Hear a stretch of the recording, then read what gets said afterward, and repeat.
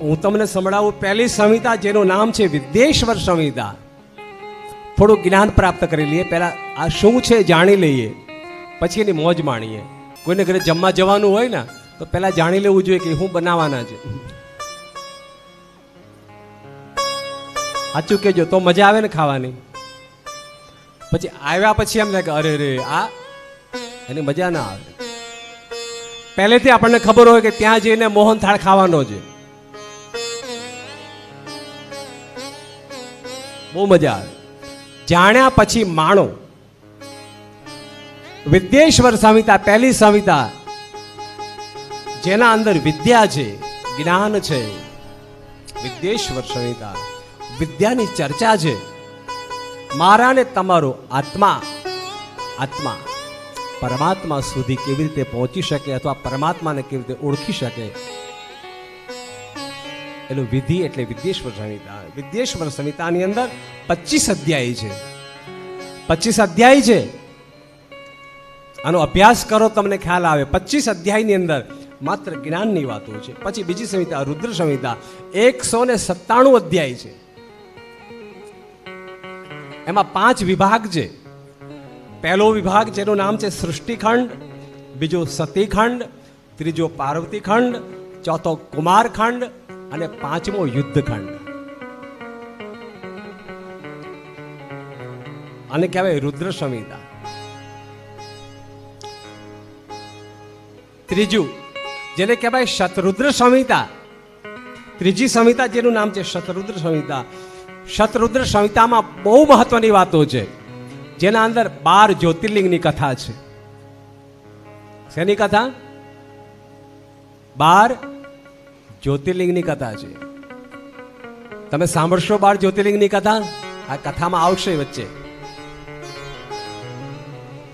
ભગવાનના 97 અવતારો છે, એની કથાઓ છે. શિવજીના કેટલા અવતારો? 97 અવતારો.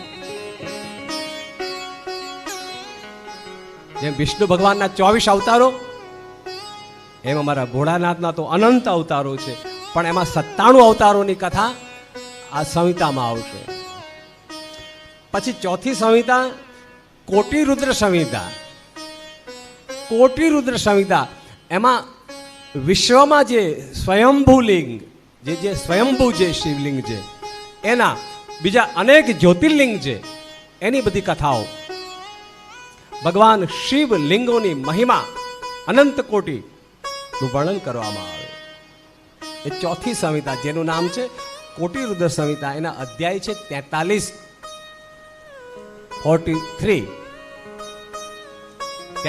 અધ્યાયની આ સંહિતા છે. ઘણાને તો કથાની ખબર જ ના હોય અને કથા કરવા બેસી જતા હોય છે. એને પૂછો ભાગવતના શ્લોક કેટલા, તો ભાગવતની કશી ખબર ના હોય ને કથા. મારા ભાઈ બહેનો, આ બધું જ જ્ઞાન મારે તમારી પાસે પ્રારંભિક હોવું જોઈએ, પછી આપણે ભક્તિ કરી શકાય. પછી 5મી સંહિતા આવે ઉમા સંહિતા. ઉમા સંહિતાના 51 અધ્યાય છે. વાહ ભી વાહ, 51 નો આંકડો બહુ સરસ. અને ઉમા સંહિતામાં શું છે? ઉમા સંહિતામાં મને કહેવા દો, આનંદનો ગરબો છે સાહેબ. હર હર આજ મને આ આનંદ ભયોમાં. ઉમા સંહિતામાં માં ભવાનીના જેટલા સ્વરૂપ છે અને બેનો જે આનંદનો ગરબો ગાય છે ને માનું જે વર્ણન કરે છે ને, એવું બધું વર્ણન. અને એ ઉમા સંહિતાની અંદર 10 વિદ્યા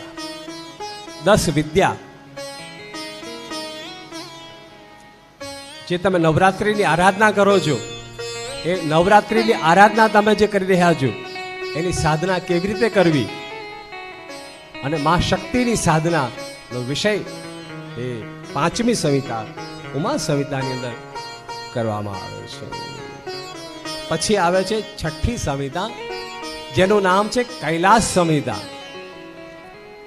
અહીંયા તો ખબર નહીં તમારા મોડાસામાં તો, પણ અમુક ગામમાં અમે કથા કરવા જઈએ ને એટલે શિવપુરાણની કથા હોય ને તો લોકો નોટ અને પેન લઈને આવે અને યાદ ન રહે ને એવી વસ્તુ નોંધ કરતા જાય કે બાપજી આ વાત કરી તો એના વિભાગો કેટલા, એના બધી વસ્તુ કેટલી, એને આ કેટલું, એનું આ બાજુમાં મૂકી રાખ્યું હોય. જેવું લાગે કે ના આ નોંધ કરવા જેવું છે તો તરત નોટે પેન ઉપાડે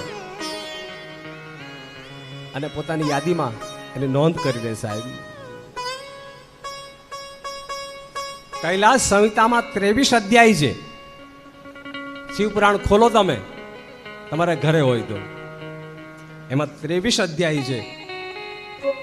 સંન્યાસીનો ધર્મ, સંન્યાસીનો ધર્મ એનું વર્ણન છે. સંન્યાસી કેવી રીતે બની શકાય, સંસારમાં રહીને પણ સંન્યાસી કેવી રીતે બની શકાય, સંસાર છોડીને પણ સંન્યાસી કેવી રીતે બની શકાય, એ સંન્યાસીના અનેક પ્રકારના ધર્મ કર્મની વાતો છે. પછી આવે છેલ્લી સંહિતા જેનું નામ છે વાયવીય સંહિતા. અને વાયવીય સંહિતાની અંદર 73 અધ્યાય છે. 73 અધ્યાય. પશુપતિ વ્રતનું વર્ણન ત્યાં છે. પશુપતિ નાથ ભગવાન નેપાળમાં જે બિરાજે છે એ અને બીજા અનેક શિવલિંગનું વર્ણન, શિવ તત્વ સમસ્ત જગ્યાએ છે. એ શિવ તત્વ મને તમને સમજાવવા માટે આ છેલ્લો અધ્યાય જેનું નામ છે વાયવીય સંહિતા. અને વાયવીય સંહિતાની અંદર અઢળક જ્ઞાન શિવ વિષયમાં ભર્યું છે. જેને આ સાતે સાત સંહિતામાંથી થોડુંક પણ જ્ઞાન આવી જાય ને એને શિવ હંમેશા પ્રસન્ન રહે છે. શિવની ભક્તિ આજથી મારે તમારે શરૂ કરવાની પ્રેરણા આપી રહ્યા છે ભગવાન શિવજી.